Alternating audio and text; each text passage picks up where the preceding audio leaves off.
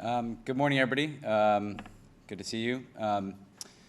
Today, we wanted to give you some additional context and briefing for the President's trip. Yesterday, we were able to focus at length on the extraordinary economic dynamism of the Asia-Pacific region and the U.S. interest in, again, expanding our own presence here in the region. Today, we're very lucky to have with us Admiral Willard, the head of United States Pacific Command here in Hawaii. He'll be able to give you some context on the U.S. commitment to the security of the region. I'd note that the precise economic dynamism that we've seen here at the APEC summit is very much underpinned by the long-standing U.S. presence in the region, the U.S. commitment to be there for our allies and partners in the region, but also to serve as an anchor of stability in the region. And it's precisely that effort over many decades that has enabled, I think, the peaceful development that we see so manifested here at the APEC summit. So with that, I will turn it over to Admiral Willard to give some opening comments, and then we'll take your questions. Thank you, Ben, and good morning, everyone.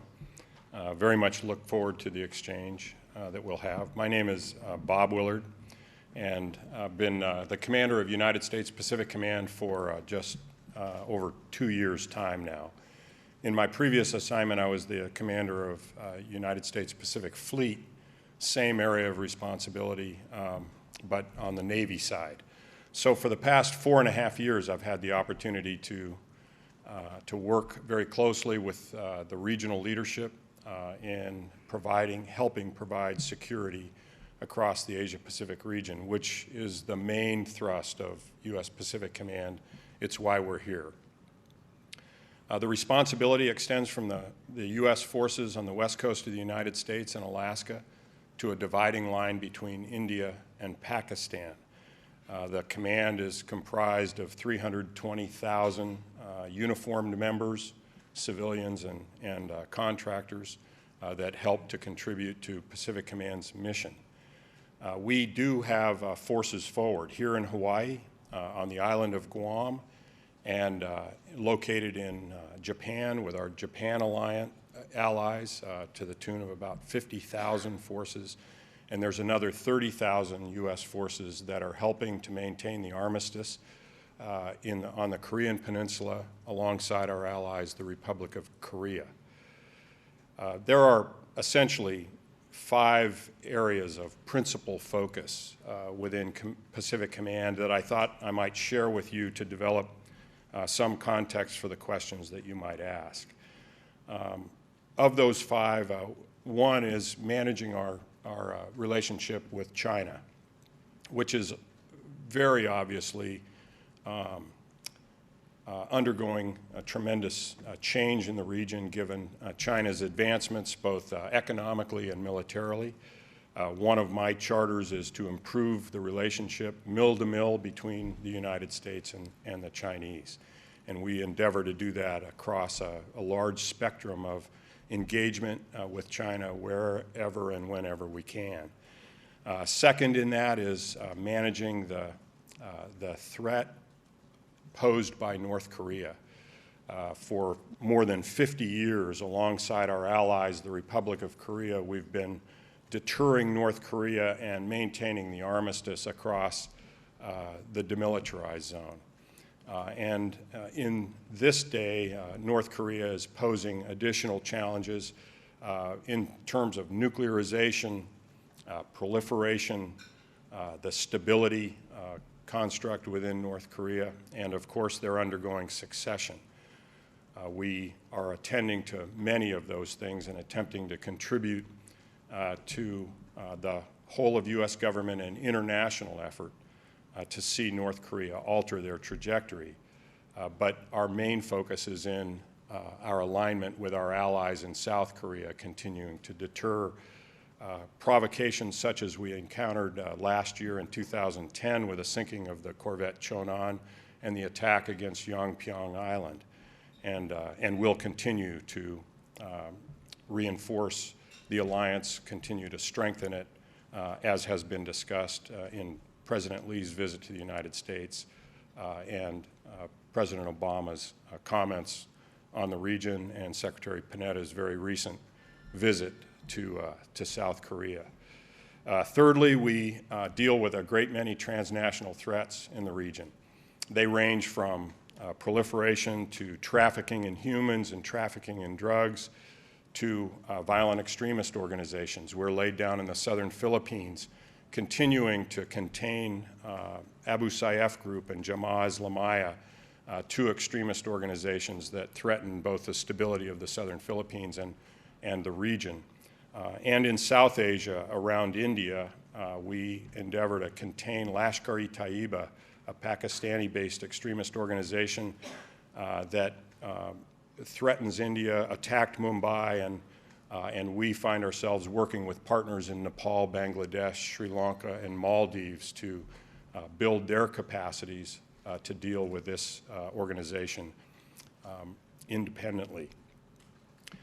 Thirdly, we have a special focus area on our relationship with India, a strategic partnership that continues to grow, both government to government and military to military. India is the largest democracy in South Asia. It's the most consequential military in the region, and it operates in a fairly challenging neighborhood. Our relationship with India is not very old.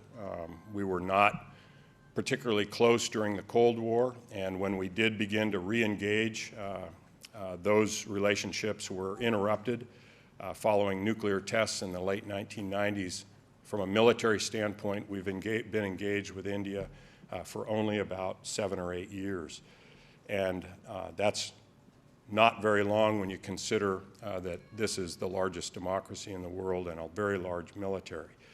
Our relationship is now strong and growing stronger. We engage with the Indian Armed Forces across all the services, and we contribute to issues such as piracy in the Gulf of Aden and elsewhere in the Indian Ocean region, and broader maritime security throughout the region. And we look forward to continuing to advance our Indian partnership along the way. And then fifth is our overall alliances and partnerships in the region and the responsibility that we bear to strengthen those. We have 5 treaty allies in the Asia-Pacific, including Japan, the Republic of Korea, Thailand, the Philippines, and our Australia friends. These alliances form in many ways the basis for security in the region. And one of our endeavors is to improve those alliances and strengthen those alliances along the way. We are obviously very close, having been hosted for many years in Japan and in the Republic of the Philippines. These are very advanced militaries, very interoperable with the United States, and we work very closely together with their military leadership. In the case of Australia, again, a very strong ally that we find alongside the United States wherever we're operating in the world.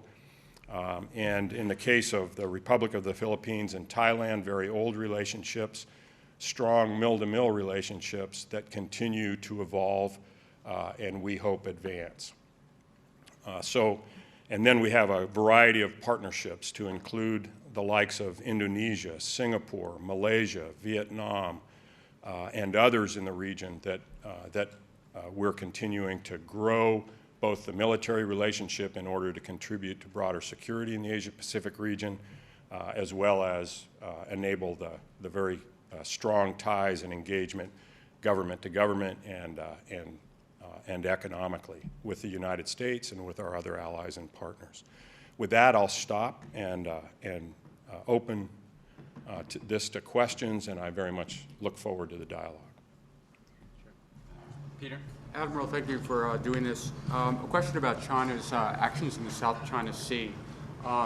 Some Asia-Pacific nations seem concerned about this. Is there anything the United States can do militarily to reassure them that we'll assist and we're taking an interest in what China's movements in the South China Sea? Well, thank you. Let me begin by just offering that the South China Sea is a very important maritime common for the entire region. The sea lines of communication that crisscross the South China Sea carry $5.3 trillion in bilateral annual trade, of which $1.2 trillion is U.S. trade. So the South China Sea region and the sea lines that it contains is incredibly vital to the region, to our partners and allies, and certainly to the United States. And we've maintained a presence there for nearly 150 years, and for the past 60 years have maintained a continual presence in and about those sea lines of communication to ensure the ongoing security and stability of the South China Sea region. We work very closely with all the partners in the region with regard to its security against a variety of potential threats, such as piracy over the years.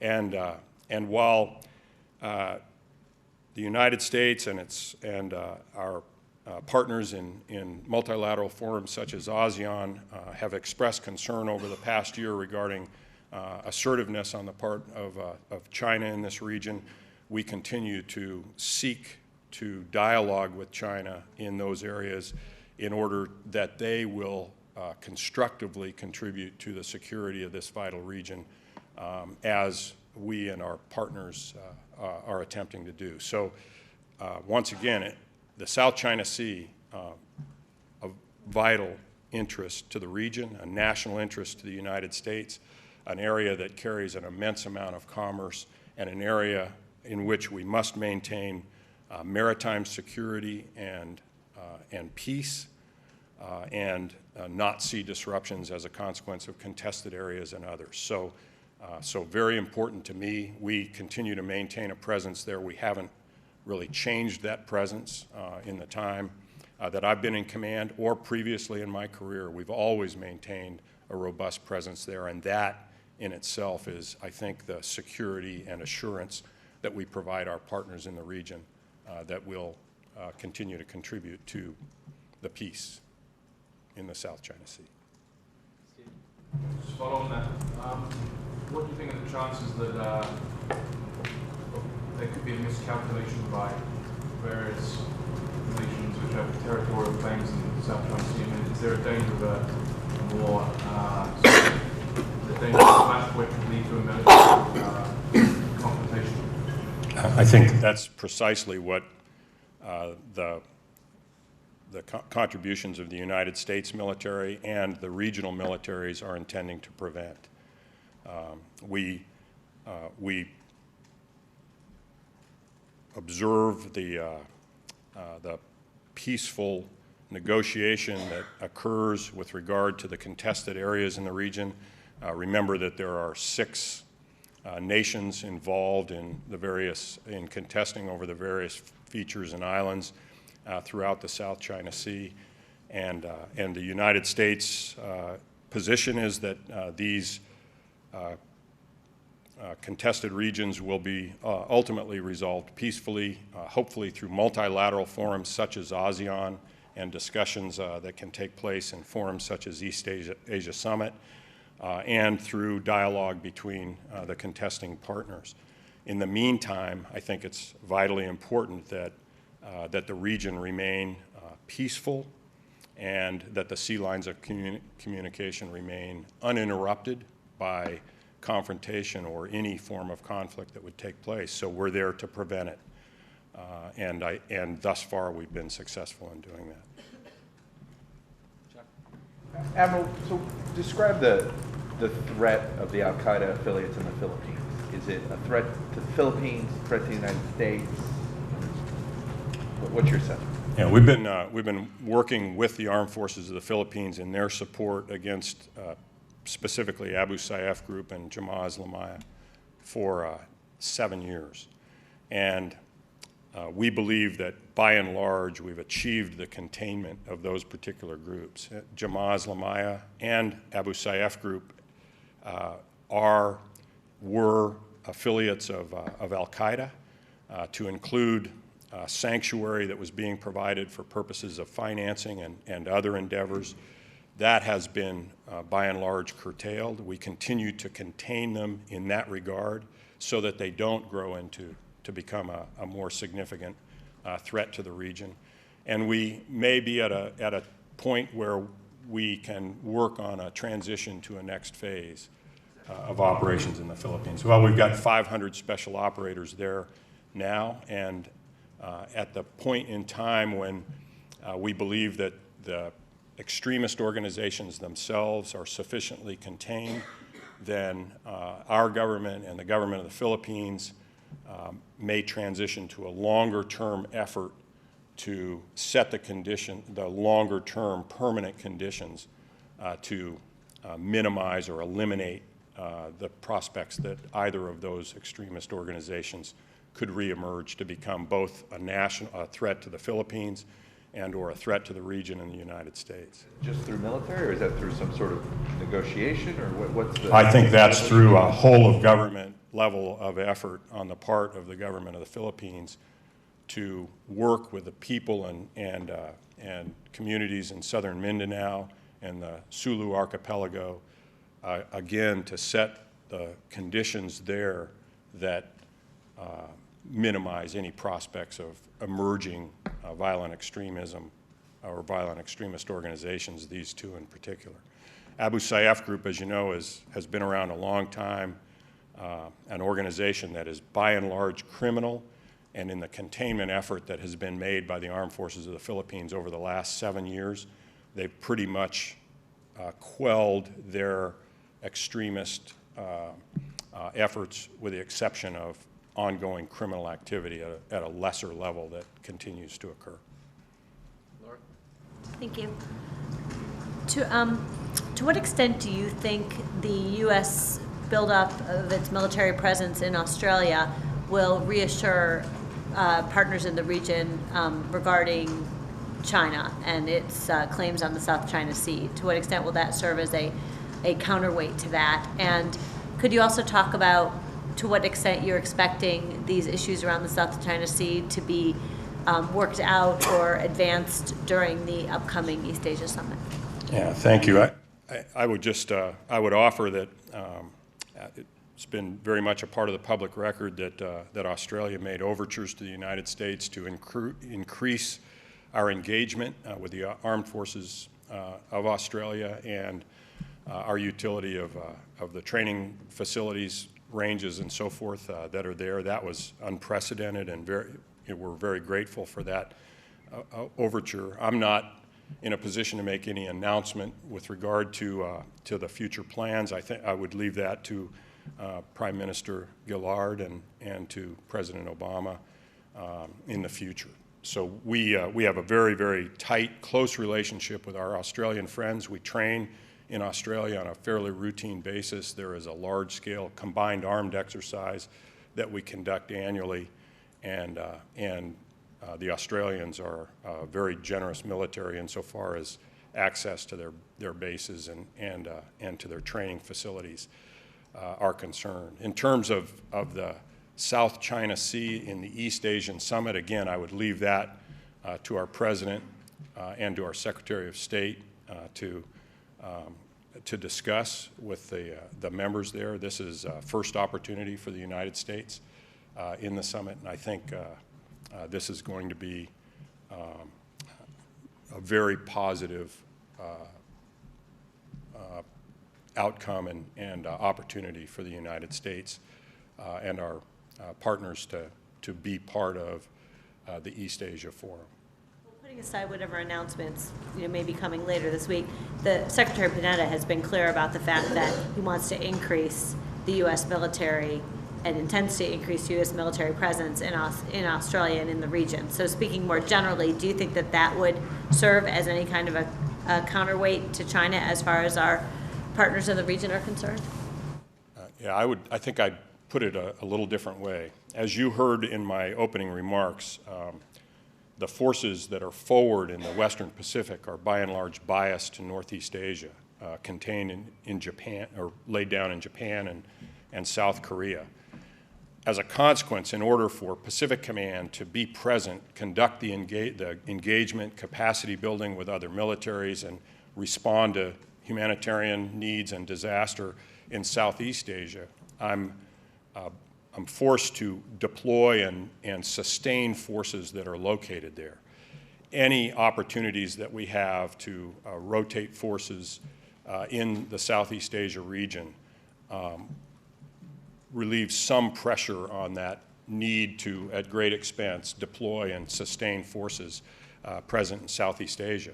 I mentioned the ongoing presence in the South China Sea. Those are deployed forces either from the west coast of the United States, transiting forces to and from the Indian Ocean region, or they're from the forward deployed forces that are located in Japan and or Korea. So any rebalancing that can take place over time to permit the United States to more effectively be present in the region, I think is a positive step.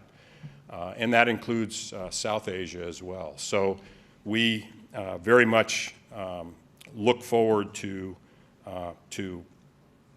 scoping the posture needs of the Pacific Command and our forward forces and adjusting them as required as the security situation in the Asia-Pacific dictates. Remember that our Army forces and our Marine Corps forces spend a great deal of time both being first responders to disasters. Currently, assessment teams are in Thailand, continuing to assess the flooding that the Thailand people have experienced. In addition to responding to those disasters, we work very closely with other militaries in the region, their ground forces, to improve their capacities and self-sufficiency as armed forces. Jackie? Yeah, I was wondering if you could speak to what the Pacific Command is doing to counter China's heavy investment in anti-access and access denial technology. Yeah, I know you've all heard discussed many times the anti-access area denial investments that have been made, not just by China, frankly, but around the world. And the United States Armed Forces continues to make the kind of investments both in the tactics, techniques, and procedures we use and in the future technologies that we'll acquire to enable us to operate anywhere in the world. And if there are area denial technologies that are in play anywhere in the world, it's important that the United States military be able to access that space regardless.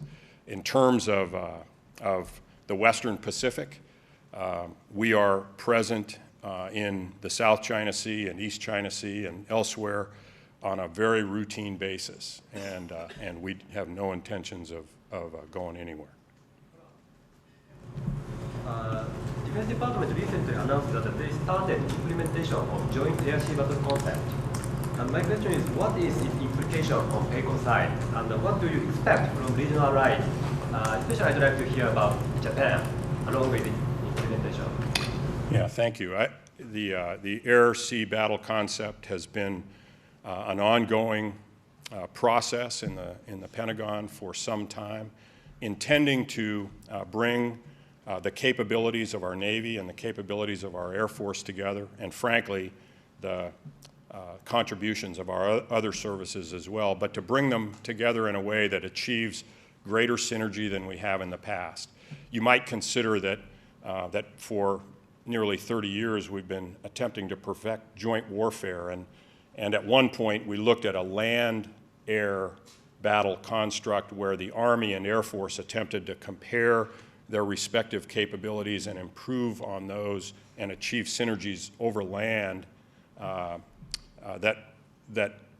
would cause us to make an evolutionary step from or within the joint warfare concept. Air-sea battle is essentially the same effort being made between the Maritime Service and the Air Service to try and maximize our capabilities together to operate in any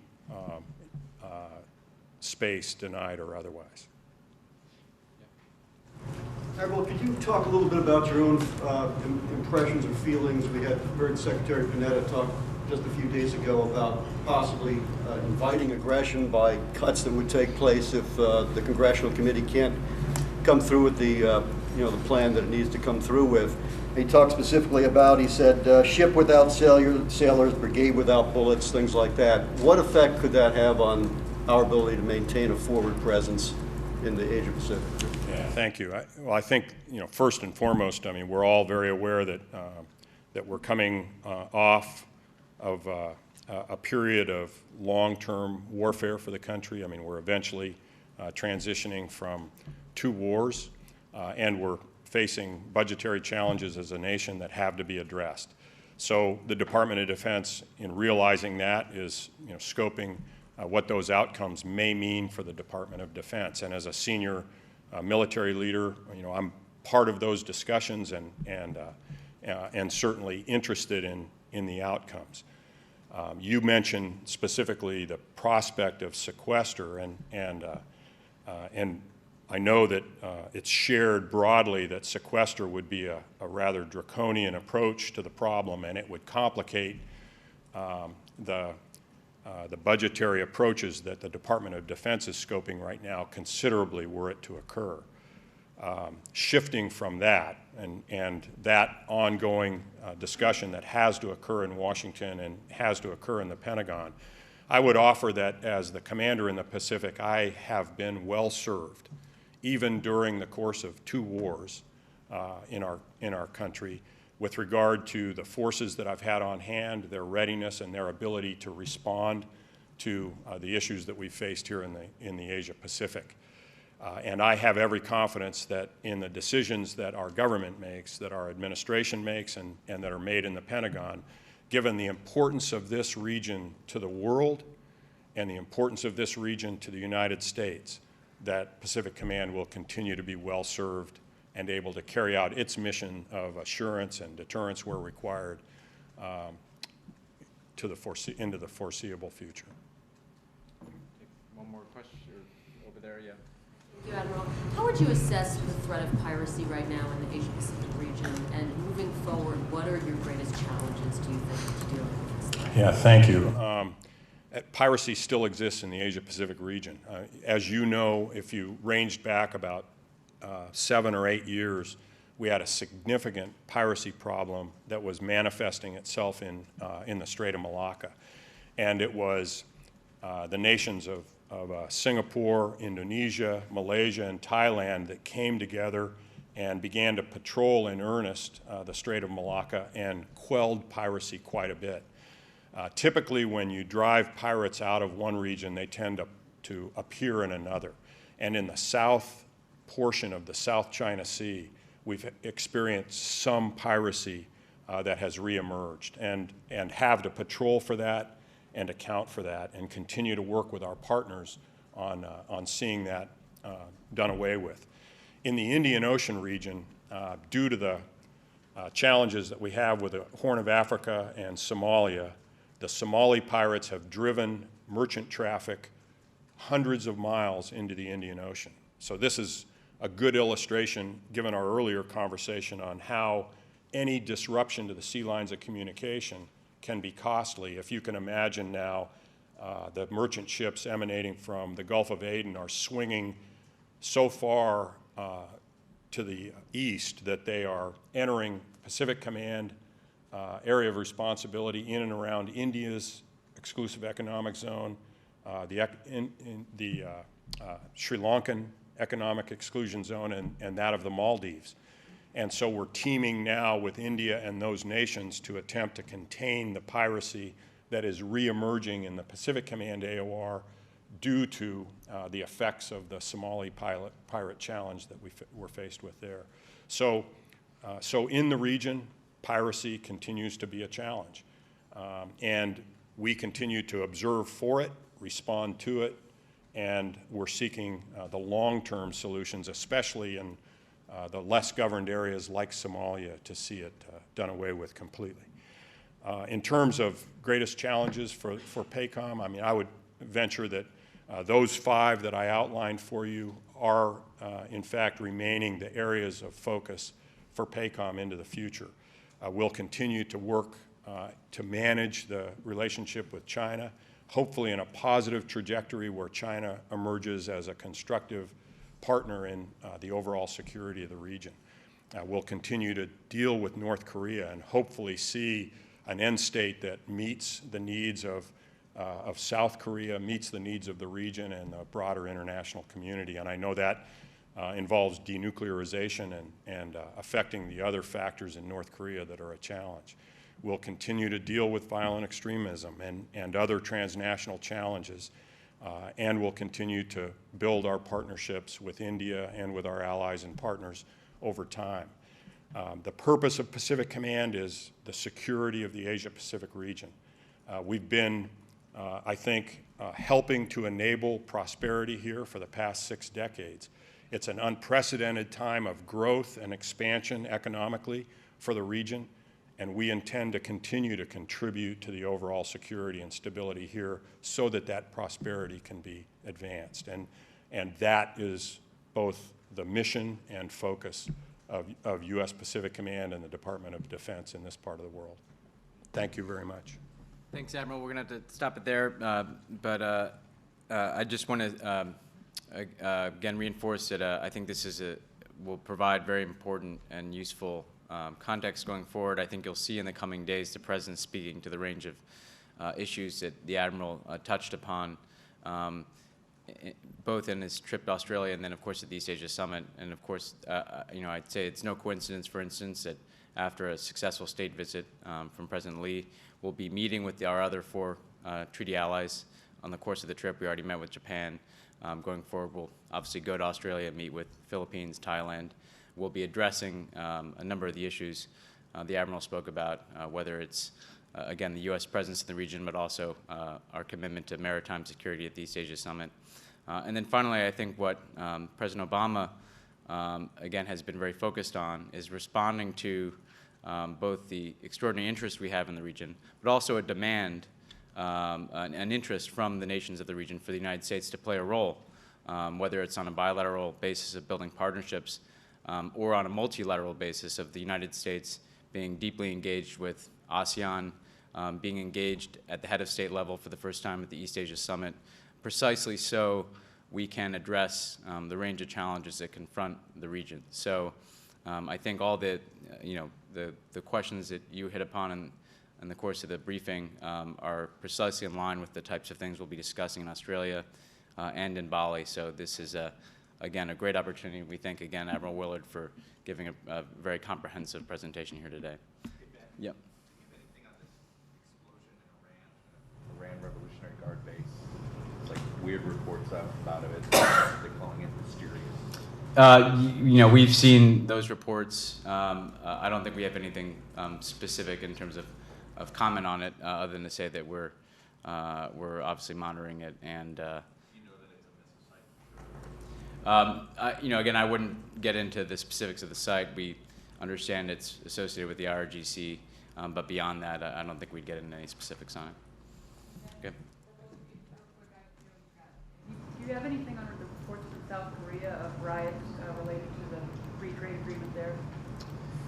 We don't. Again, I think we just saw those reports as well. So we'll take a look at that. Obviously, there's been, a robust debates around these issues of trade within Korea for many years. But again, I think we're just aware of those reports, and we'll take a look at that and let you know if we have further comment. Thanks, everybody. Thanks.